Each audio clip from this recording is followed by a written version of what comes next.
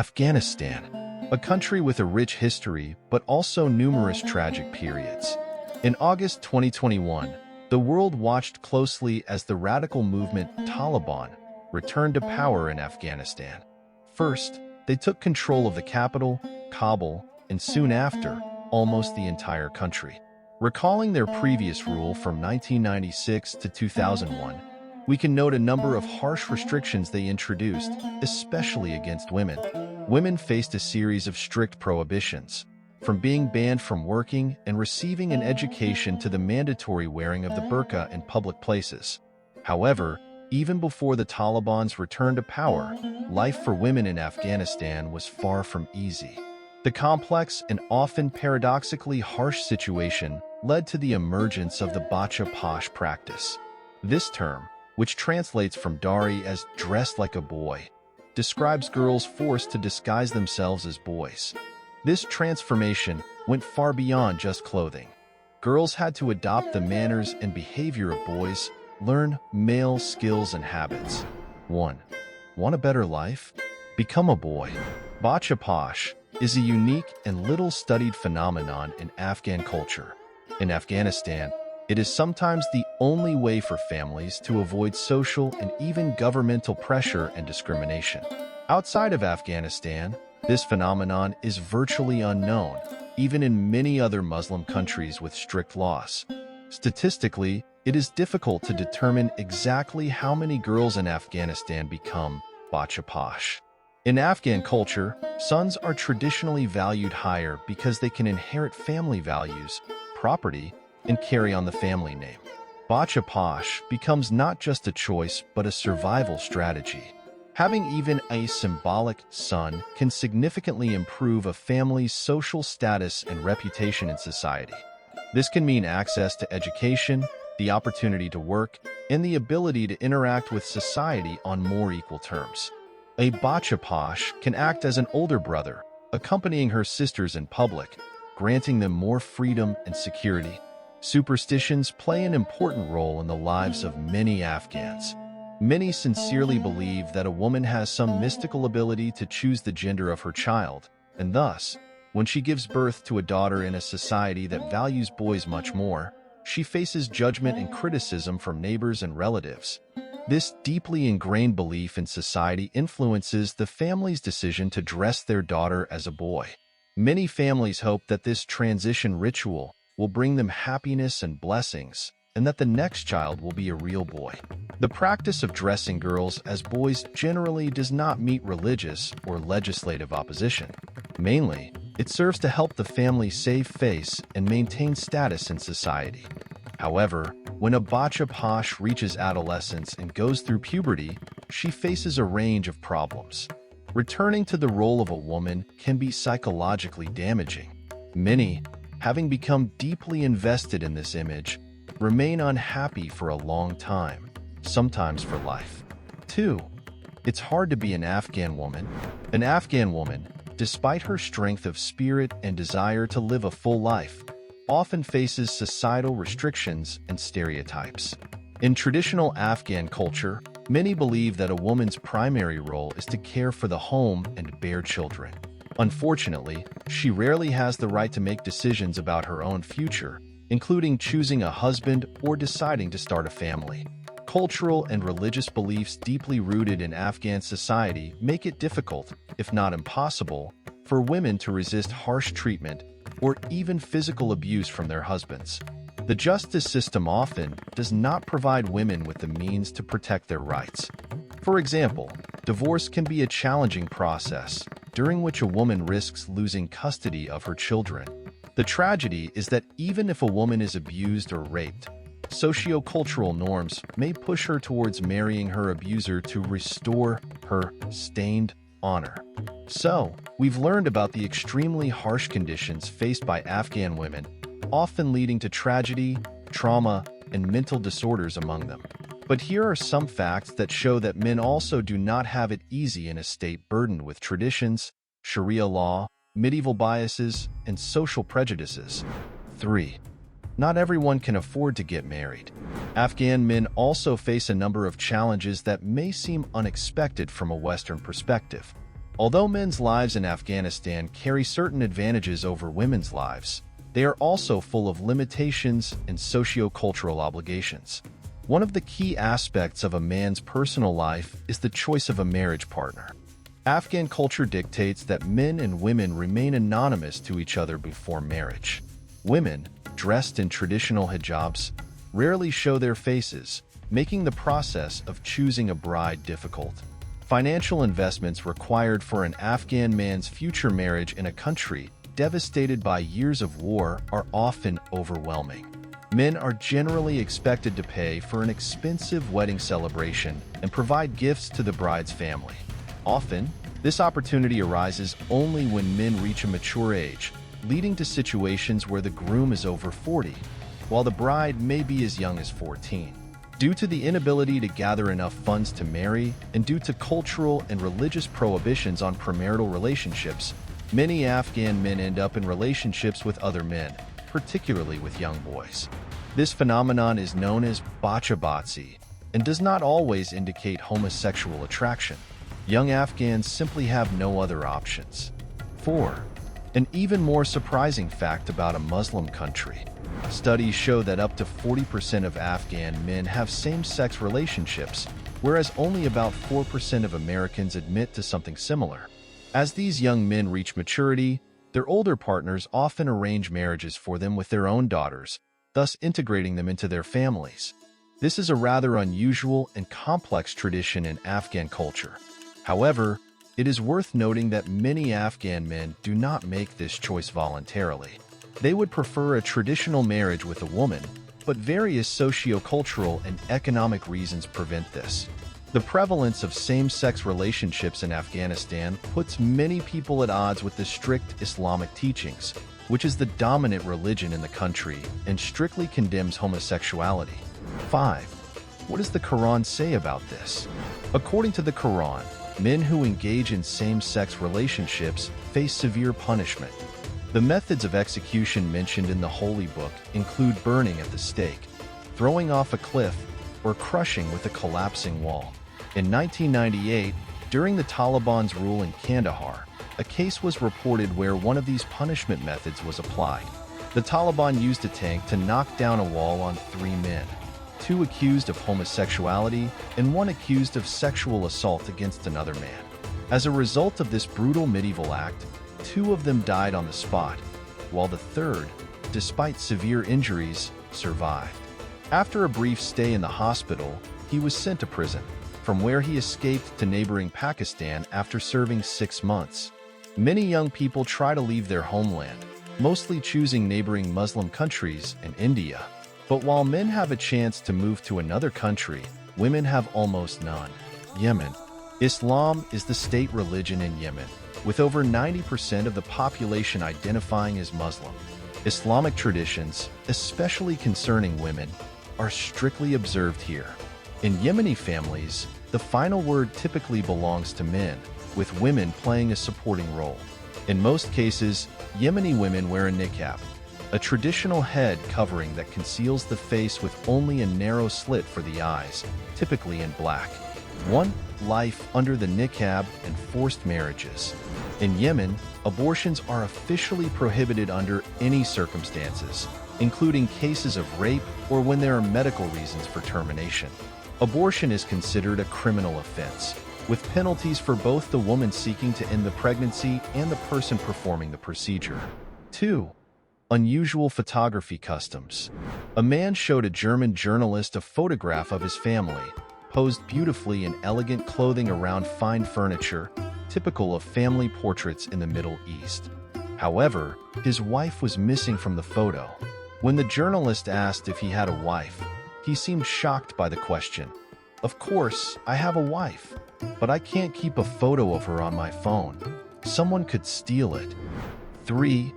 Interviews with closed mouths. A Dutch journalist described her interviews with Yemeni women, saying, "They were so unaccustomed to expressing their opinions or emotions that they barely said anything beyond how little money they had and how difficult it was to buy food. I felt their oppression, and I almost understood why so many people here chew khat, a mild, accessible narcotic. For them, It's probably the only means of escape. She claims that Yemeni women are content with their position. If I were to describe them in one word, Yemeni women are very homely. In Europe or America, women would hardly spend their time this way. Here, everything revolves around family and the home. Of course, women visit friends and go about their errands, especially in cities, but mostly, they spend all their time at home. 4. Traveling alone without accompaniment. Human rights organization Amnesty International reports stories of Yemeni women who traveled alone and were punished by being shaved bald, insulted, and subjected to violence. The organization shares the story of one woman who wished to remain anonymous. I was traveling with 3 children when we were stopped at a checkpoint by Houthi forces, a rebel group. They detained us without food or water in the extreme heat. We begged them to let us go, but they responded with insults and threatened to rape me.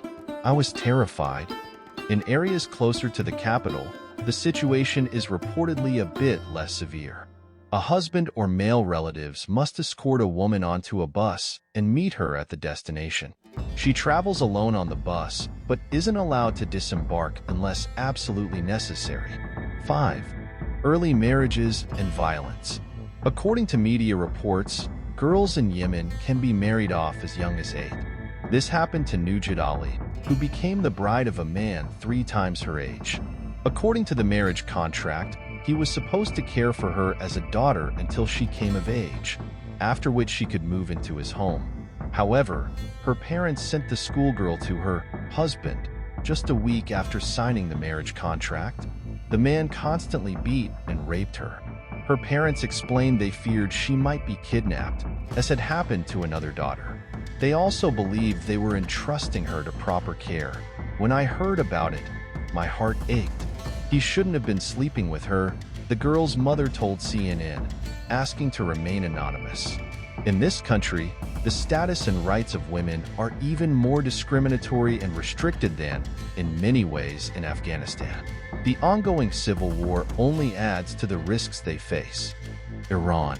In 1979, this country became a unique Islamic republic when, following the overthrow of the monarchy, political power was taken by religious leaders led by Ayatollah Khomeini. 1. Hijab or the whip.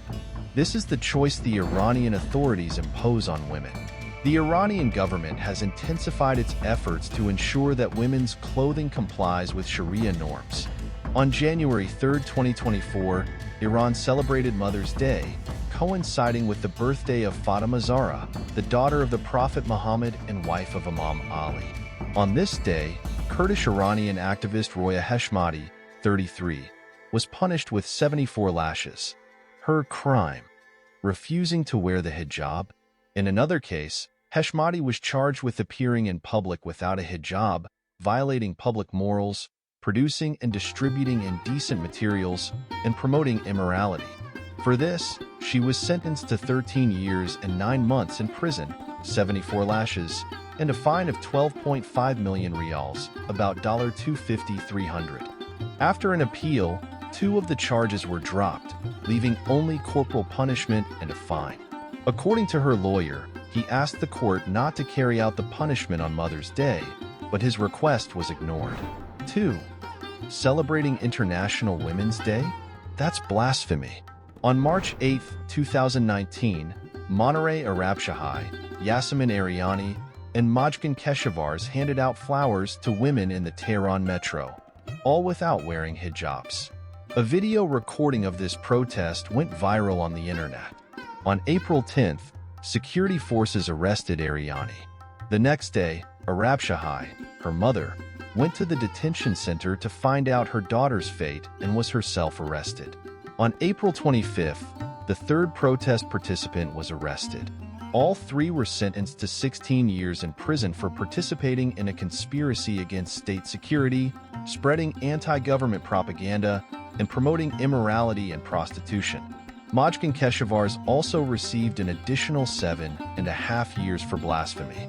One might think that if the state control over women's behavior imposed by Iran's religious and secular authorities weakened tomorrow, gender equality would quickly return. But for now. 3. Iranian women cheat and find loopholes. Young Persian women, especially in big cities, are not overly concerned about adhering to strict Islamic dress codes. They simply follow the formal rules, covering their heads and necks, ensuring their arms above the elbows are covered, and keeping their legs covered. This is how most Iranian girls dress.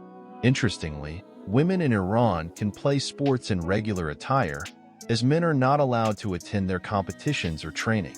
The problem arises when they have to go to international competitions, where they are required to cover up, which hinders their performance. Under the headscarf, Iranian women often have blonde hair. It's fashionable to dye it this color. They also wear bold makeup because the face is the only part allowed to be shown, and thus receives special attention. When an Iranian girl applies lipstick, she does it wholeheartedly.